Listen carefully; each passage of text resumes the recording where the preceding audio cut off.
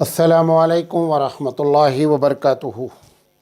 अल्हम्दुलिल्लाहि रब्बिल आलमीन वल आक़िबतु लिल मुत्तक़ीन वस्सलातु वस्सलामु अला रसूलिहिल करीम। मोहतरम हज़रात, एक सवाल बहुत ज़्यादा आ रहा था कि क्या एक क़ुरबानी पूरे ख़ानदान परिवार की तरफ से काफ़ी है या नहीं। हालांकि मुझे इस किस्म के मसाइल पर गुफ्तगू करने में ज़्यादा दिलचस्पी नहीं होती है कि जिस मसले में मसलकी इख्तलाफ हो।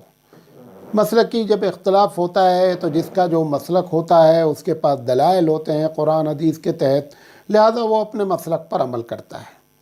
लेकिन इतना ज़्यादा लोगों ने प्रेशर डाला कि मैंने मजबूर हो करके इस बात पर हमने सोचा कि लाओ 10-12 मिनट की गुफ्तगू कर दी जाए और इसमें सबके मौक़िफ़ को वाज़े भी कर दिया जाए और जिसकी दलील मजबूत है उस पर गुफ्तगू भी कर ली जाए।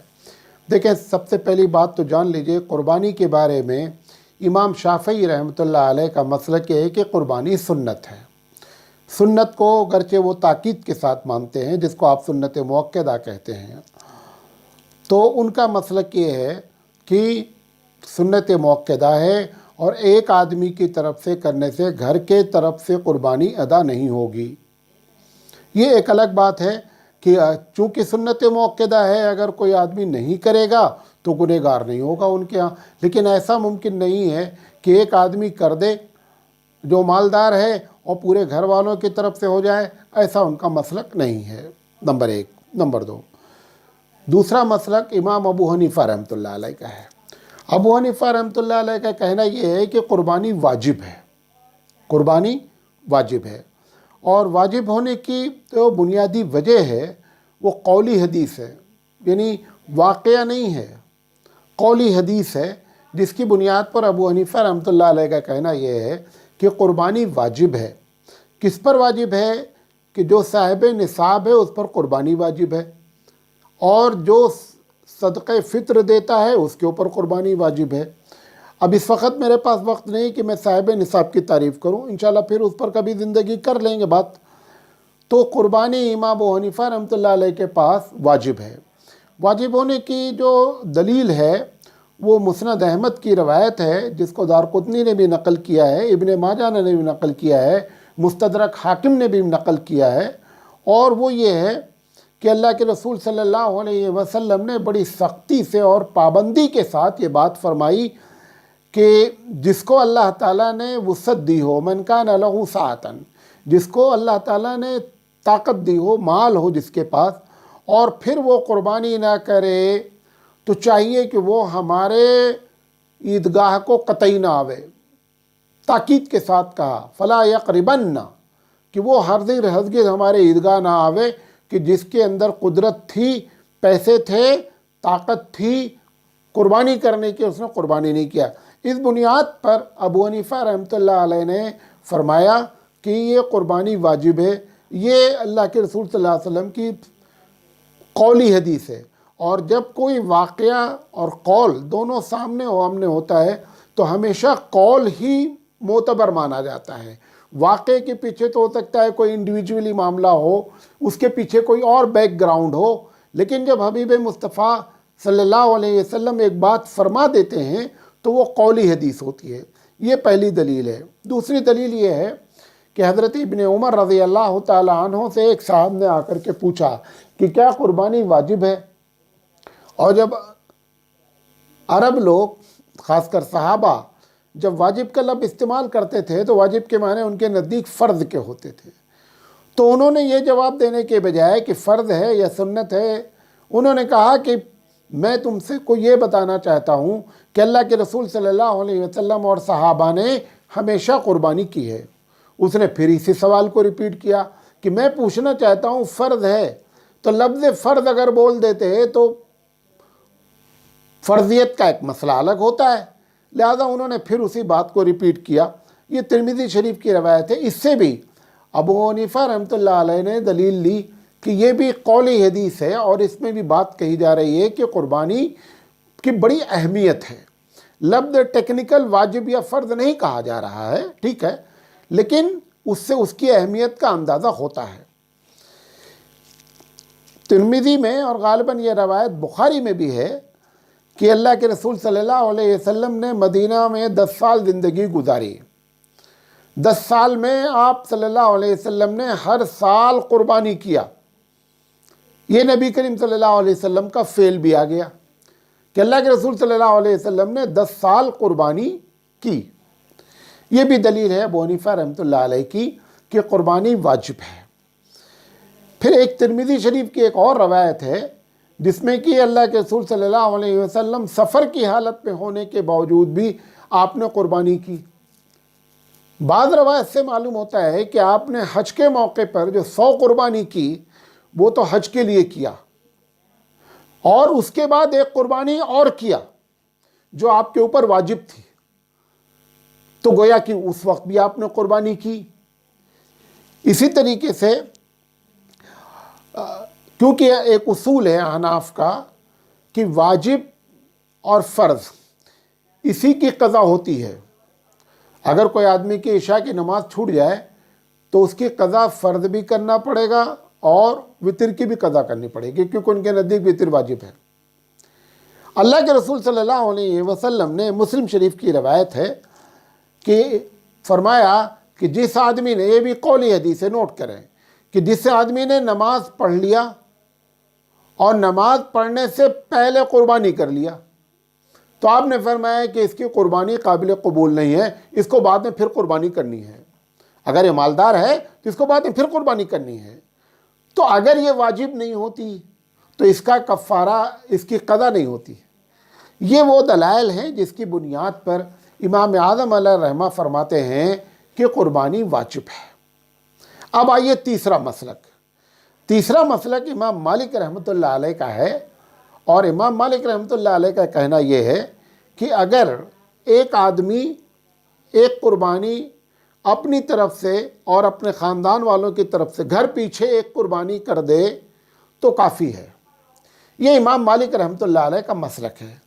امام مالک رحمۃ اللہ علیہ جن دلائل پر گفتگو کرتے ہیں وہی مسلک بعض اور لوگوں کا بھی ہے، اور وہی بار بار واٹس ایپ پر آ رہا ہے کہ وہ حدیثیں بیان کی جا رہی ہیں کہ جس میں ایک قربانی کی گئی اور ایک قربانی خاندان کی طرف سے کی گئی، لہذا لوگ کہتے ہیں کہ ایک قربانی کافی ہے اگر خاندان کی طرف سے کر دی جائے۔ میں چاہ رہا ہوں کہ وہ جو دلیلیں ہیں امام مالک رحمۃ اللہ علیہ کی، ہر ایک دلیل پر ہم بات کر لیتے ہیں اور ان کی دلیل بھی نقل کر دیتے ہیں۔ امام حاکم نے، مستدرک حاکم نے اور سنن بیہقی نے روایت نقل کیا ہے کہ اللہ کے رسول صلی اللہ علیہ وسلم کے بارے میں ہے کہ ایک قربانی کرتے تھے اپنے لیے اور اپنے گھر والوں کی طرف سے، یعنی ایک ہی قربانی میں اپنی طرف سے بھی کیا اور اپنے گھر والوں کی طرف سے بھی کیا۔ ٹھیک ہے، صحیح حدیث ہے۔ تو اس کا جواب احناف یہ دیتے ہیں کہ اللہ کے رسول صلی اللہ علیہ وسلم پر ہو سکتا ہے کہ اس سال قربانی فرض نہ رہی ہو، لہذا قربانی نفل تھی تو گھر والوں پہ بھی فرض نہیں تھی اور آپ کے اوپر بھی فرض نہیں تھی، لہذا آپ نے قربانی میں اپنی طرف سے بھی کر دیا اور گھر والوں کی طرف سے بھی کر دیا۔ یہ اس کا پہلا جواب۔ دوسری حدیث جو نقل کی جاتی ہے ابو ایوب انصاری رضی اللہ تعالیٰ عنہ کی، ابو ایوب انصاری رضی اللہ تعالیٰ عنہ سے یہ بات پوچھی گئی، بڑی مشہور حدیث ہے یہ، کہ اللہ کے رسول صلی اللہ علیہ وسلم کے زمانے میں لوگ قربانی کیسے کرتے تھے؟ تو انہوں نے فرمایا کہ لوگ ایک قربانی اپنی طرف سے اور اپنے گھر والوں کی طرف سے کرتے تھے۔ یہ دلیل امام مالک رحمۃ اللہ علیہ کی دوسری دلیل ہے۔ اس کا بھی یہی جواب ہے کہ ابو ایوب انصاری رضی اللہ تعالیٰ عنہ فرما رہے ہیں کہ اس سے تو قربانی کی اہمیت معلوم ہو رہی ہے، کیونکہ ابو ایوب انصاری کی حدیث کا یہ بھی مطلب ہو سکتا ہے، بلکہ یہی مطلب ہم سمجھتے ہیں کہ جن لوگوں پر قربانی واجب نہیں تھی وہ لوگ کیا کرتے تھے، ایک قربانی میں اپنا اور اپنے خاندان والوں کی طرف سے قربانی کر لیتے تھے۔ لہذا اس سے کوئی دلیل، اور یہ سب واقعات ہیں، کوئی قولی حدیث حضور کی نہیں ہے کہ لوگوں اپنے خاندان کی طرف سے ایک قربانی کر دیا کرو کافی ہے، ایسی کوئی حدیث ہمارے پاس موجود نہیں ہے۔ اس کے خلاف موجود ہے جو میں نے آپ کو امام اعظم کی دلیل نقل کی۔ تو ابو ایوب انصاری رضی اللہ تعالیٰ عنہ کی یہ حدیث بھی गोया ऐसे लोगों के लिए है जिनके ऊपर कुर्बानी वाजिब ही नहीं थी। तीसरी दलील कि अल्लाह के रसूल सल्लल्लाहु अलैहि वसल्लम की एक दुआ है जिसमें मुस्लिम शरीफ में ने नकल किया है कि अल्लाह के रसूल फरमाया कि हमारी तरफ से कुर्बानी कबूल फरमाइए, एक ही कुर्बानी की, कहा हमारी तरफ से कबूल फरमाइए, हमारे घर वालों की तरफ से, बल्कि ख़ानदान वालों की तरफ से और उम्मत मुस्लिमा की तरफ से। अब इस दलील को लोग कहते हैं देखिए अल्लाह के रसूल सल्लल्लाहु अलैहि वसल्लम ने एक कुर्बानी में सबको किया।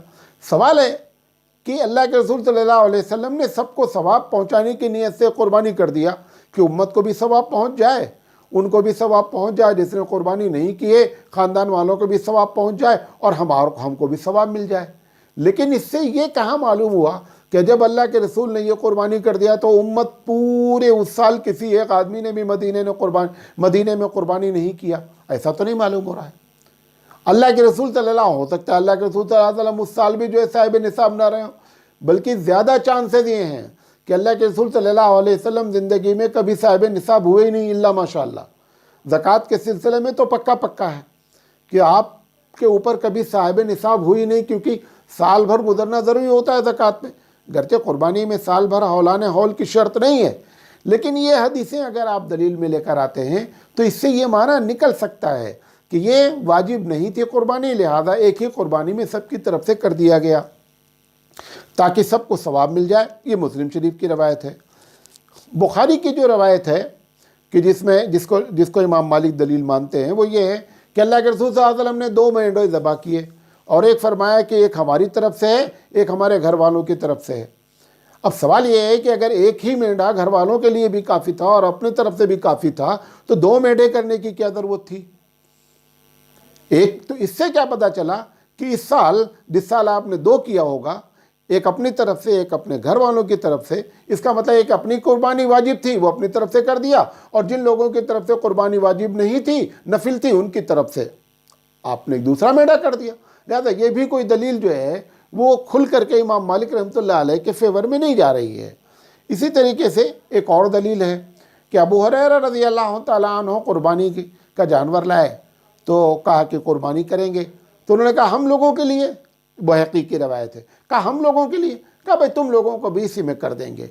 तो इसकी वही बात कि अबू हुरैरा रज़ियल्लाहु तआला अन्हु पे कुर्बानी वाजिब नहीं रही होगी, नफली कुर्बानी रही होगी, उसमें अपने भी कुर्बानी शामिल कर दिया, घर वालों को भी शामिल कर लिया। ये बहकी की रवायत है। इसी तरीके से एक रवायत और नकल की जाती है इमाम मालिक रहमतुल्लाह अलैह की दलील कि अबू कतादा रज़ियल्लाहु तआला अन्हु अपने घर वालों की तरफ से कुर्बानी करते थे, तो उसका भी वही जवाब है कि वो नफली कुर्बानी रही होगी, उनके ऊपर भी कुर्बानी वाजिब नहीं रही होगी। तो ले दे करके खुलासे कलाम ये है, ये भी बहकी की रवायत है, खुलासे कलाम ये है कि अगर कुर्बानी वाजिब है, घर के जितने फ़र्द पर वाजिब है, जो भी साहिब निसाब हैं, सबको कुर्बानी देनी है। नंबर 1, कोई भी अल्लाह के रसूल का फरमान नहीं है कि घर के पीछे एक कुर्बानी कर दी जाए तो सारे लोगों की फ़र्जियत ख़त्म हो जाए। नंबर 2, नंबर 3, इस्लामी उसूल भी ऐसा है कि कोई भी फ़र्ज, घर में अम्मी ने अगर फजर की नमाज़ पढ़ लिया है तो बेटियाँ ये कहें कि आज अम्मी ने नमाज़ पढ़ लिया है, हम पढ़ें ना पढ़े चलेगा। हर आदमी पर इंडिविजुअल फ़र्ज है। जो चीज़ इंडिविजुअल होती है उसमें हर आदमी को इनफरादी तौर पर वो काम करना पड़ता है। बात चीज़ें इज्तिमाई होती उसमें हो, चलो मिसाल के तौर पर जमात से नमाज़ पढ़ना है, अगर मस्जिद में जमात हो जाएगी तो कम से कम मोहल्ले वाले गुनहगार नहीं होंगे। नमाज जनाजा कुछ लोग पढ़ देंगे तो पूरे मोहल्ले वाले बरी हो जाएंगे। लेकिन अगर मोहल्ले में चंद लोग रोज़ा रख दें तो सारे मोहल्ले वाले बरी नहीं हो सकते हैं। लिहाजा कुर्बानी इनफरादी इबादत है, लिहाजा हर आदमी जिस पर कुर्बानी फ़र्ज होगी उसको कुर्बानी करनी है। एक मज़े की बात और बताकर अपनी बात ख़त्म करना चाहते हैं कि ये जितनी रवायतें आई हैं कि उन्होंने अपनी तरफ से और अपने घर, ये सब उन सहाबा की रवायतें हैं जो हकीकत में मुफलिस लोग हैं, यानी इनके पास ज़्यादा ये मालदार, मुझे नहीं कहना चाहिए लेकिन ये मालदार लोग नहीं हैं। मालदारों की तरफ से ये रवायतें नहीं आई हैं। जैसे हज़रत उस्मान की तरफ से आती होती है, अबू बकर की रज़ियल्लाहु तआला अन्हु की तरफ से, अब्दुर्रहमान बिन औफ की तरफ से, ऐसे लोगों की तरफ से रवायतें नहीं आई हैं। और फिर नबी का फरमान नहीं है कि एक आदमी अगर कुर्बानी कर देगा तो सबकी तरफ से कुर्बानी अदा हो जाएगी।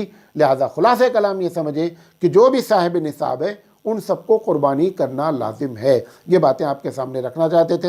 اللہ تعالیٰ سے دعا ہے کہ اللہ تعالیٰ کہنے سے زیادہ عمل کرنے کی توفیق عطا فرمائے اور صحیح بات سمجھنے کی توفیق عطا فرمائے۔ وآخر دعوانا ان الحمدللہ رب العالمین۔